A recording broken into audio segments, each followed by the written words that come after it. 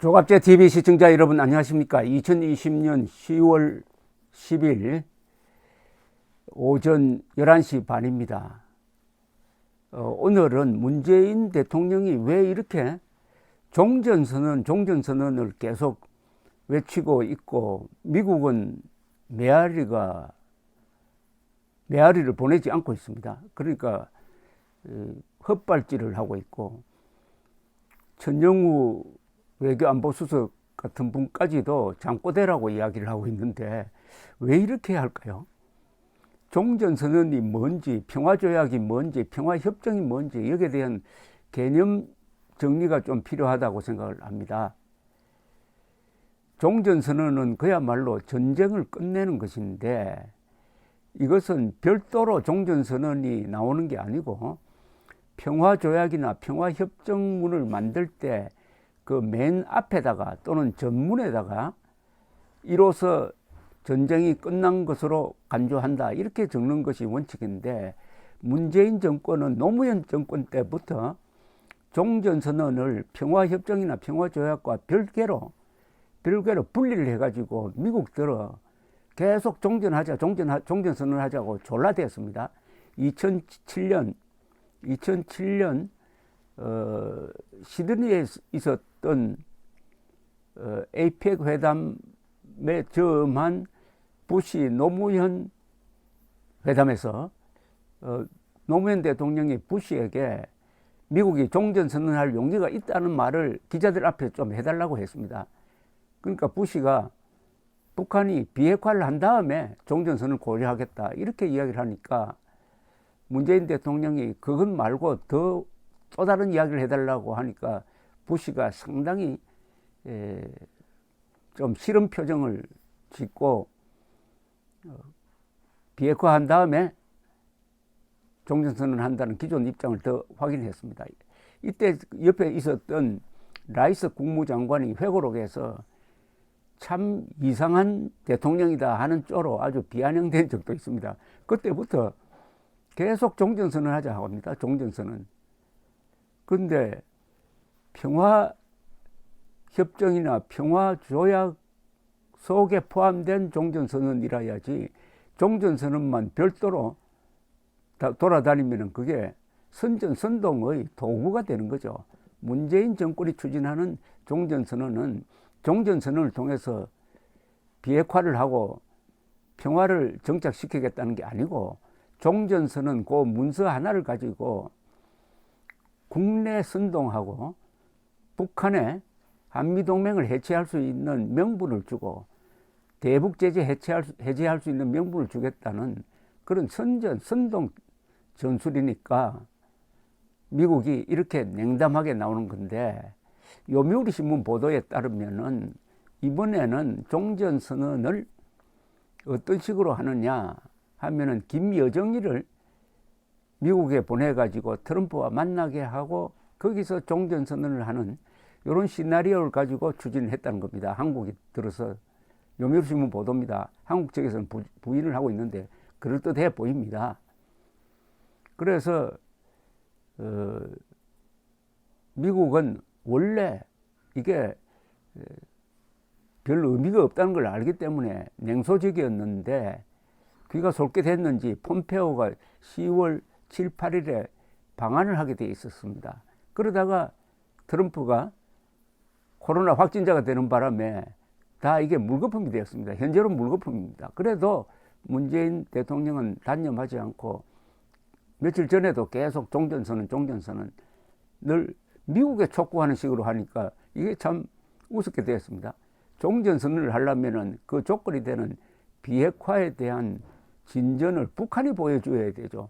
북한에 압박을 넣지 않고 트럼프에게 요구하는 식으로 하니까 불순한 의도다.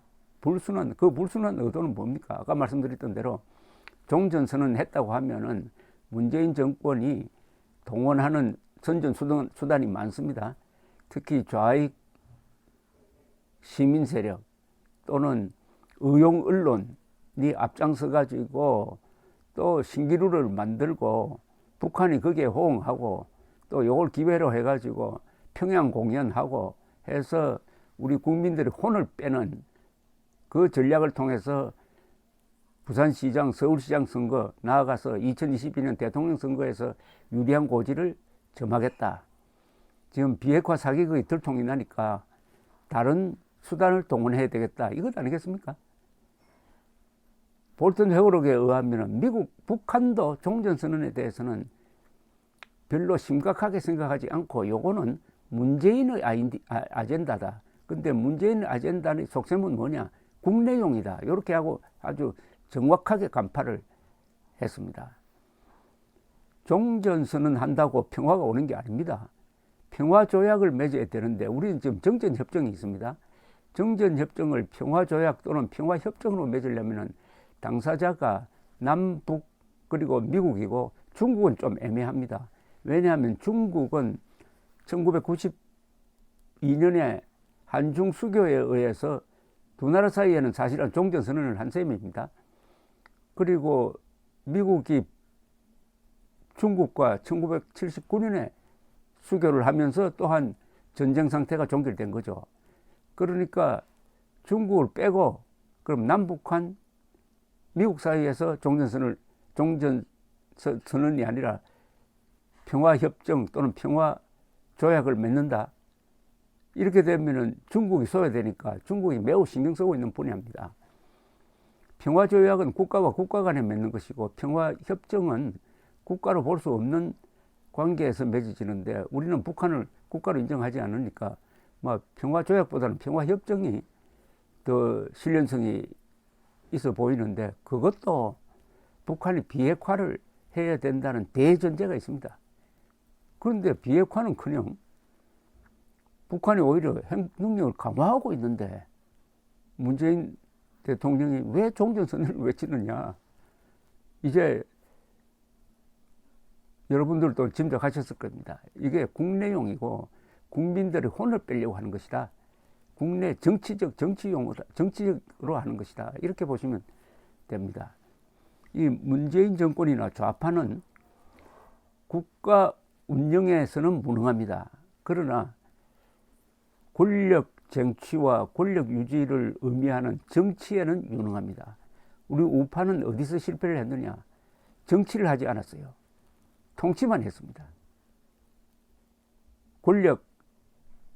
권력을 아주 도덕적인 어떤 존재로 보고 정치와 나는 멀리 있어야, 우리 우파 인사들 중에서도 나는 비정치적이라야 도덕적이다. 이렇게 생각하는 사람들이 많습니다. 권력을 부도덕한 거로 규정을 하고, 그러나 좌파는 처음부터 끝까지 권력투쟁입니다.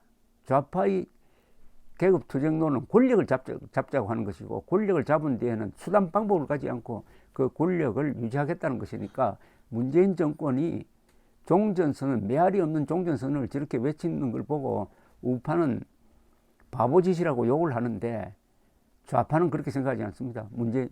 요게 권력 유지, 선거에 유리하기만 하면은 욕을 먹든 말든 줄기차게 하겠다는 거 아니겠습니까? 그러나 현재로는 미국의 정세 변화가 트럼프가 당선되면 몰라도 또 바이든이 당선될 가능성이 훨씬 높으므로 이제 문재인, 김정은도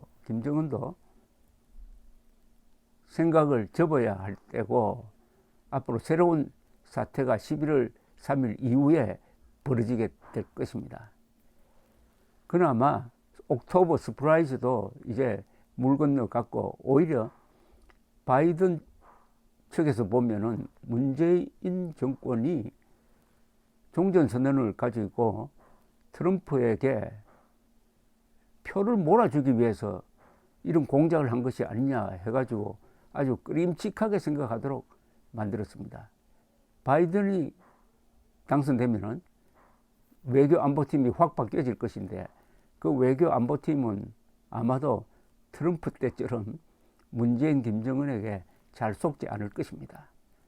결국 문재인의 종전선언은 숲으로 돌아갔고, 이제 남는 것은 그 대가를 치르는 비핵화 사기극의 대가, 종전선언 사기극의 대가를 치르는 것이 남아 있습니다. 그것도 우리 국민들이 정신 차려야 되지. 종전선언을 환호하는 이런 선전선동에 넘어가면은 결국은 우리 국민이 그 수준의 대접을 받는 수밖에 없는 것입니다. 감사합니다.